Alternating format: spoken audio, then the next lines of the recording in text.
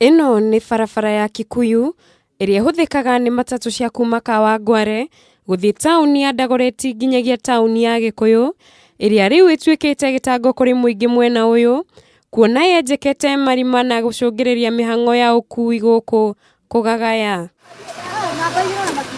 Aikari aya ni matariirie ati mbura nene iria irakoretwo ikiura icigo-ini nyingi guku bururi-ini niyo iracungiriirie guthinikana kwa mitaro ya gute mai ma giko maria matumite barabara ino ihane ngurumo ya kuhanda mieu. Andu aria makoragwo na sewage aria itonga iria cikoragwo guku cirekagiria sewage yothe igoka mwico wa sewage ukoragwo ithukite muno. Ino ni sewage ya haha nginya maembe tukiendia tugota kwendia.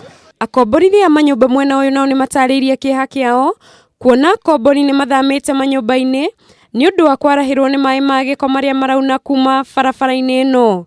Riu nginya rento ciakwa citura cihurite mai na no muona uria cihana ciothe. Riu thuturaga na floods ona taru gwako kuyuire mai is craziness. Na matereba a matatu na atwarithia nduthi mathiete ona mbere gukaya kurekererio gwa barabara ino kuria maugite ni kuracungiriria kurituha kwa mihango ya ukui. Tire hindi ngari tukaya gatwikira thivringi kana gakomira gatagati. Kweli hata jana nimeangusha customer hapa nikampeleka hosi.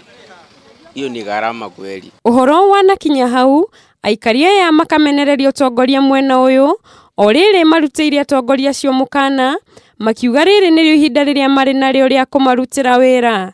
Kiari ana mchezo kama ya panya na paka, sababu yeye mwenyewe hajui masilahi ya mtu yoyote. Ona Kiari gio kiarugame hata mathaa meri aigwe haranunga wega hena aroma njega muno by the way. Muingi ugite ati ona thengia wa barabara ino guitwo mahiga ndeigana kwagira na riu magikaira thirikari yambiririe mihango ya guthondeka barabara ino. Kuja kutengeneza hii barabara wanakuja tu wanaweka tumawe alafu wanaenda. Tunafaa government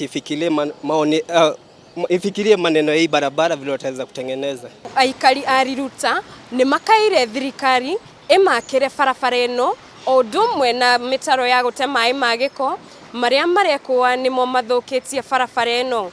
Ngiribotera Kameme TV kuma Riruta gicigo-ini kia ubunge kia Dagoretti ya muhuro nie njitagwo Muringi wa Ngure.